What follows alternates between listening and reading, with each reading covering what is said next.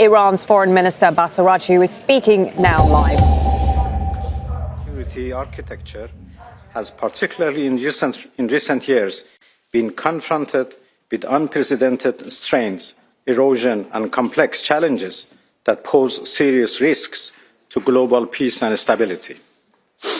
Escalating armed conflicts, ever-increasing weakening respect for international law and the Charter of the United Nations, erosion of multilateralism, imposition of unlawful unilateral coercive measures, and the renewed reliance on nuclear weapons as instruments of policy have created a highly unstable global environment. These ever-increasing threats and challenges demand urgent collective action, particularly by this conference, which remains the sole multilateral negotiating forum on disarmament. Nuclear weapons constitute the gravest threat to humanity, and it is a matter of serious concern and deep regret that, contrary to existing international legal obligations for their complete, verifiable, and irreversible elimination, reliance on such weapons is increasingly entrenched in the security doctrines of some states.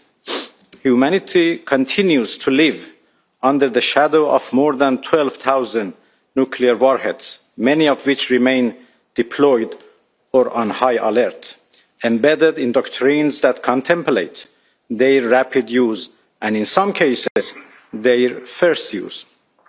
The continued reliance on such arsenals reflects doctrines that perpetuate existential risks for all humanity and stand in direct contradiction with disarmament obligations under the Treaty on the Non-Proliferation of Nuclear Weapons. Iran has consistently pursued a strategy aimed at the peaceful use of nuclear energy, while demonstrating readiness to address any concerns regarding the nature of its nuclear program and to ensure its exclusively peaceful character. It was on this basis that Iran entered into nuclear negotiations and has continued until very today. A review of the course of these negotiations speaks volumes.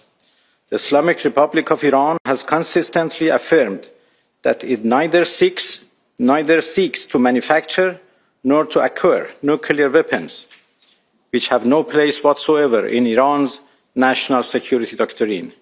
This position is rooted in our defense policy and reinforced by clear religious boundaries prohibiting weapons of mass destruction. Mr. President, lasting agreements can only be achieved through mutual balanced commitments and respect for the legitimate rights of nations.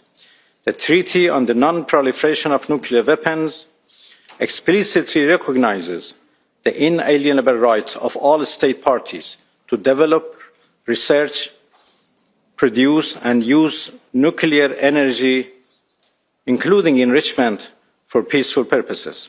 This right is inherent, non-negotiable, and legally binding.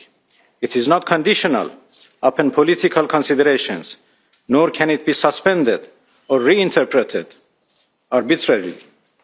Any attempt to portray this right as revocable fundamentally contradicts the letter and spirit of the treaty. Despite Iran's demonstrated commitment to diplomacy and good faith engagement, the conduct of certain Western states, most notably the United States, has seriously undermined the credibility of the negotiating process.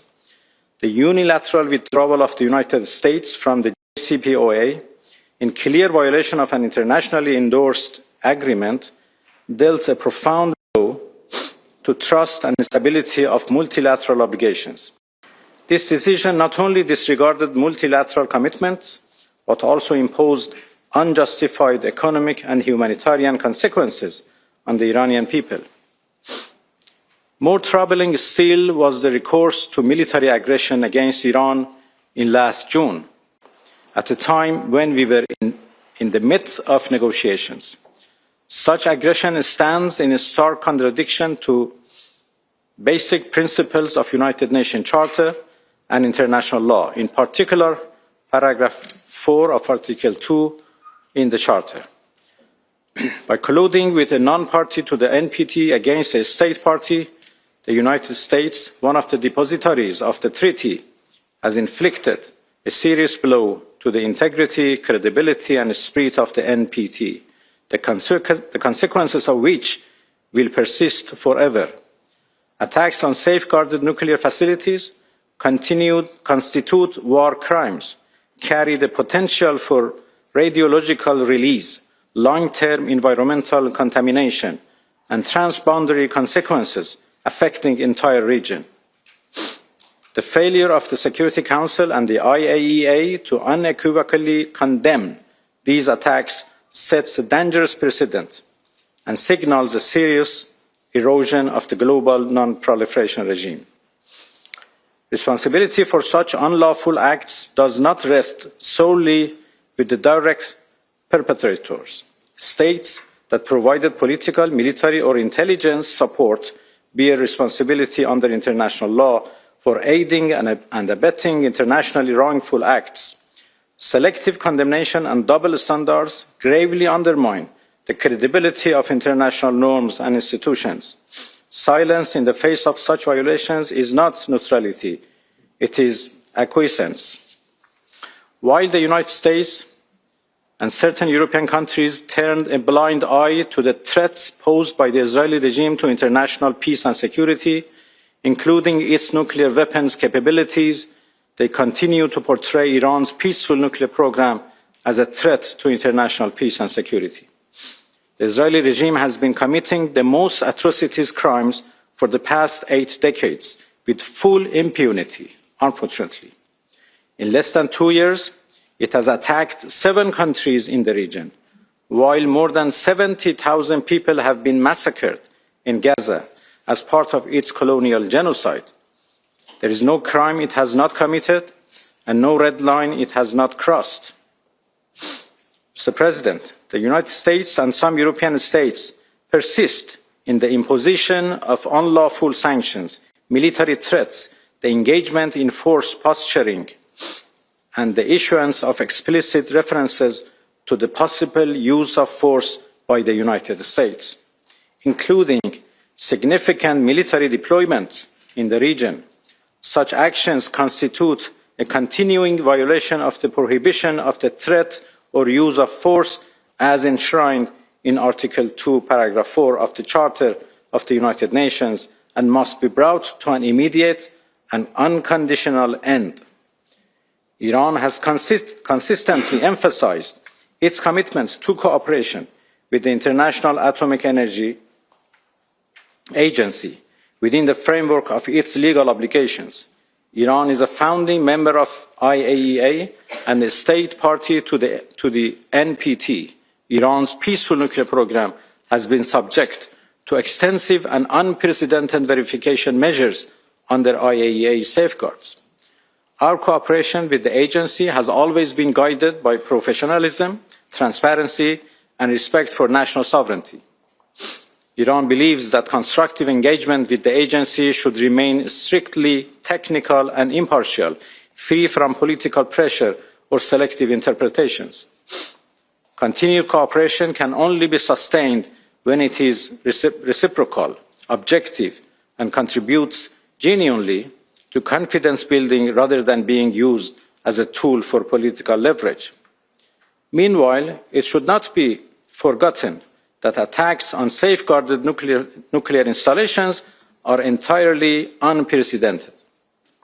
Neither the IAEA statute nor the Comprehensive Safeguards Agreement provides guidance on inspection modalities for nuclear facilities that have been subjected to such attacks. Accordingly, inspections of these facilities require a mutually agreed framework between Iran and the agency. This is something that we are working on that. In this spirit, yesterday I had a technical discussion with Rafael Garoussi, Director General of the agency, where we discussed cooperation between Iran and the agency. We also discussed the role that the agency can play between Iran and the United States to achieve a mutually agreed agreement. Iran will continue its constructive dialogue and engagement with the agency to address these technical issues and to identify an agreed pathway for closing the outstanding gaps. Distinguished delegates, Iran has always been prepared to engage in meaningful and result-oriented negotiations. Any sustainable agreement must ensure the full recognition of Iran's legitimate rights, deliver tangible benefits, and be safeguarded against unilateral actions that undermine trust and credibility. According to these principles, and as a result of the good offices by our friendly countries in the region, which we are very grateful, a new window of opportunity has opened, under which we had the second round of the negotiations with the United States earlier today here in Geneva. We are hopeful that negotiation will lead to a sustainable and negotiated solution which can serve the interests of relevant parties and the broader region. At the same time, as demonstrated during the aggression of 13 June 2025, Iran remains fully prepared to defend itself against any threat or act of aggression. The consequences of any attack against Iran will not be confined to its borders. To conclude, Mr. President, I would like to emphasize that the Conference on Disarmament must overcome its paralysis and fulfill its mandate through the commencement of negotiations on a comprehensive nuclear weapons convention as an urgent necessity. Accountability is not punitive, it is preventive. Inaction in the face of nuclear threats, aggression, and double standards undermines the very foundations of international law. The choice before us is clear. Either we dismantle nuclear weapons, or they will one day dismantle us. Together we can work to achieve a world free of nuclear weapons. And thank you, Mr. President. I thank Minister for Foreign Affairs of the Islamic Republic of Iran. Okay, we've just been watching live pictures from Geneva. Iran's Foreign Minister Abbas speaking there following the conclusion of the second round of talks between Iran and the United States. Don't miss out. Get the full picture. Subscribe to Al Jazeera for reliable news, expert insight. Like, share, stay ahead.